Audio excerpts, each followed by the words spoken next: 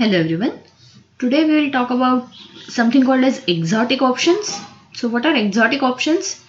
The usual American and European call options and put options that we talked about, they are known as plain vanilla options.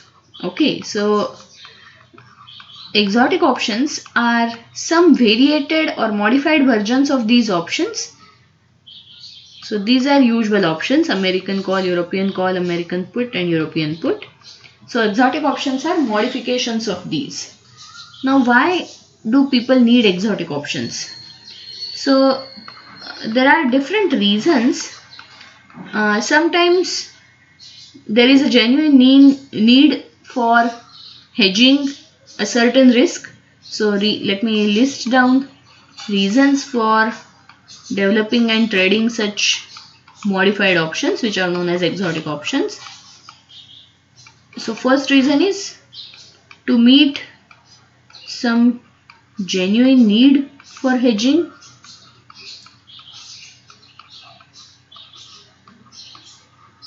Okay, this is one. Second is for some tax or legal or regulatory purposes. Okay. And sometimes to reflect a view on the potential market movements.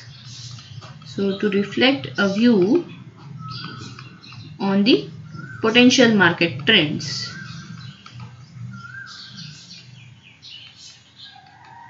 So these are the reasons why such exotic options are traded.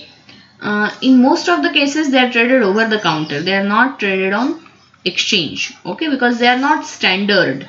They are, just versions which came up in certain economies. So we will see a few examples of such exotic options. We won't go into the detailed calculations or anything like that. We would just see a few examples how options can be modified. Okay, so first let us talk about some non-standard American options. So basically modifications of American options. So one of them is known as Bermudan option. Okay, we will see in a minute why this name. So what is the modification here? We know that in American option you can exercise even between 0 to t. Somewhere between 0 to t also you can exercise.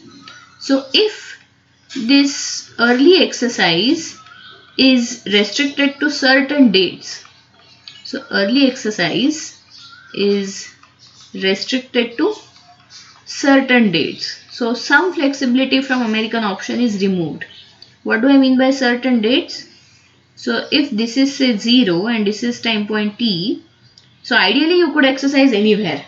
But if suppose some dates are specified or some intervals are specified like t1, t2, etc., and if you are allowed to exercise the option only at these time points, then it becomes a Bermudan option.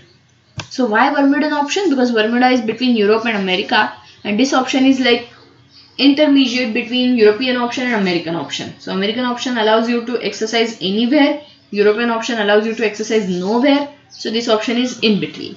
Okay, hence it is known as Bermudan option. So technically this could be taken as a modification of European option also. Second variation is early exercise is allowed only in part of life of the option. So early exercise is allowed during only part of the life of an option.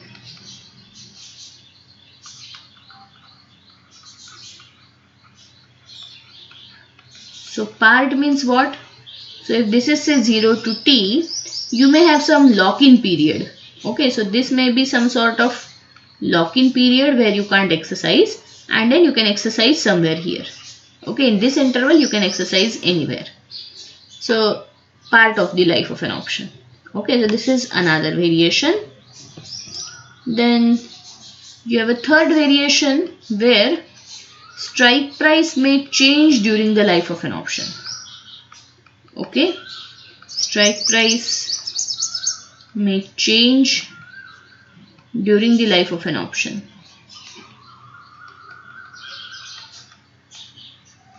This is third variation. So normally in American option, irrespective of whether you exercise here or whether you exercise here, you have to pay the same strike price.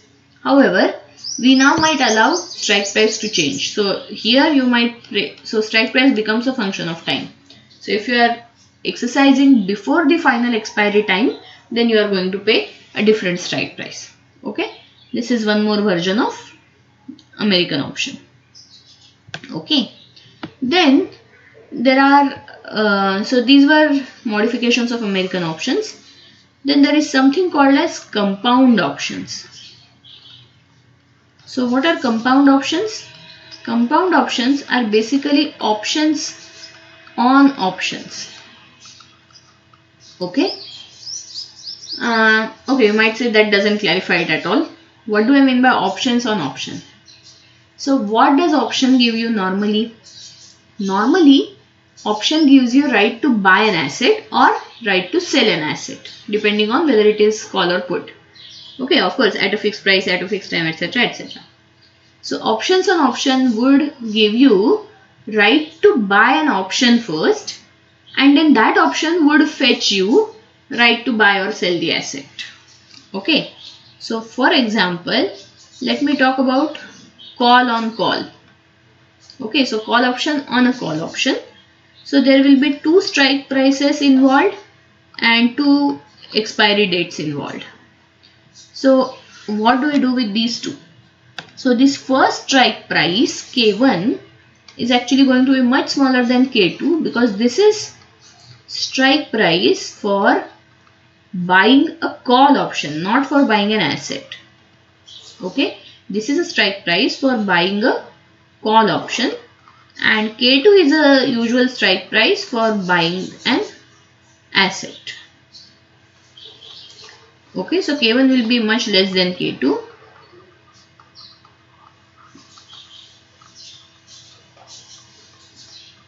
Okay, and T1 is the time at which you can choose to buy a call option, and T2 is the time at which you can choose to buy asset. So let me draw a picture. So this is 0, this is say T1, this is say T2. So what you do, at time 0, you buy a compound option, suppose, from someone. Then at time T1, you have a right to buy call option on asset. Okay, and if you exercise that right, then you get a call option on that asset which would expire here and whose strike price is K2. Okay. Similarly, you can have put on put, call on put on call. Okay. Try to write down what do they give you, what rights. Okay. So for example, put on call will give you a right to sell the call option to the writer of the original compound option at time T1. Okay. If you feel it is not worth. Okay. So these are known as compound options. Then you have a modification of European option which is known as chooser option. Okay. So what is a chooser option? Here this is option of the type as you like. What do I mean by as you like option? So you have some specified time period in which you can decide whether you want that option to be a call option or a put option. So suppose you have 0 here. At this time point you purchase some option, but at this point you don't decide whether it's a call, or you don't know whether it's a call option or a put option. Expiry time for that is suppose T. Then you have some intermediate time point here, say T1. So up to 0 to T1 you can observe the market, and here you can decide whether you want that option to be a call option or a put option. So you are already holding on to that option, and then at in between time point, a fixed time point, you decide now you want it to be a call option or put option. So because now less duration is remaining for the expiry, you might have a better idea about the market movement. So whether the market is going up or down, and depending on that you can choose the more profitable version of it. Okay, so if you feel that the market is going up, the share prices are going up for that particular share, then you choose it to be a call option, and if the share prices are going down, then you choose it to be a put option. Okay, so because of this extra choice, worth of the chooser option is actually maximum of C and P, where C is worth of call option which is bought at this time point, and P is worth of put option which is bought at this time. So whichever is more costly, you will of course choose your option to be that option. Okay, so worth of a chooser option is maximum of C and P. Okay, so this is chooser option. Then we have one more variation of European option which is known as shout option. Okay, so what is a shout option? So here this is again a modification of European option. Here during the life of the option, the holder has right to shout at the writer once. Okay, somewhere, anywhere, he has a choice. But once during the life of an option, holder of the option can shout at the writer. Now what do I mean by shout? It doesn't mean literal shout because that has no financial implications. So basically shout means, see, normally in European options you don't have a choice to exercise in between. Suppose you are holding a call option, okay, and suppose these are the share prices. Okay, now suppose finally the share price settles here. So at the end you might feel bad that okay, this was actually the point where your exercising option would have been most helpful, because here ST is quite large and your strike price may be say somewhere here. Okay, so you could have earned money had you exercised it here. But because it's a European option, you didn't have a choice to exercise here. So you had to wait till here where it didn't become beneficial. Okay, something like that. Now, in shout option, this is what is provided to you. This facility is provided to you. So during the life of the option, if you feel that okay, the prices are rising and now the price is somewhere here, let's say, because you may not be able to pinpoint the peak exactly, but here suppose you feel that okay, this is a good enough profit for me and the prices, I am worried that the prices may fall down, then here you give a shout to the holder. So this value is recorded. This is known as S tau. Tau is the time point at which you shout.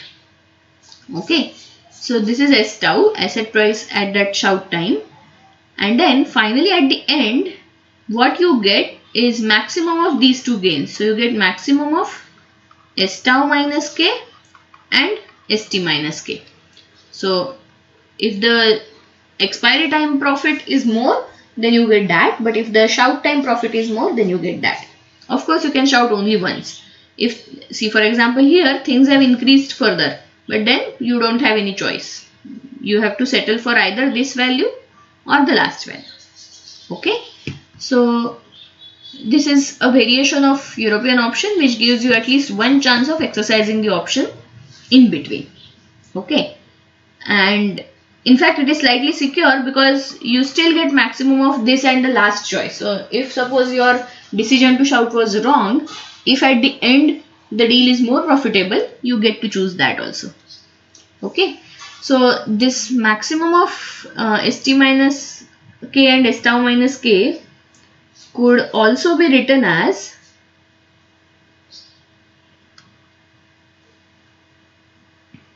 maximum of 0, ST minus S tau plus S tau minus K. This is just another way of representing the same payoff. Okay, so if ST is greater than S tau, then you get ST minus K. Correct? And if ST is less than S tau, then you get S tau minus K. And of course, your S tau minus K would always be positive, because if it's negative, you would not shout.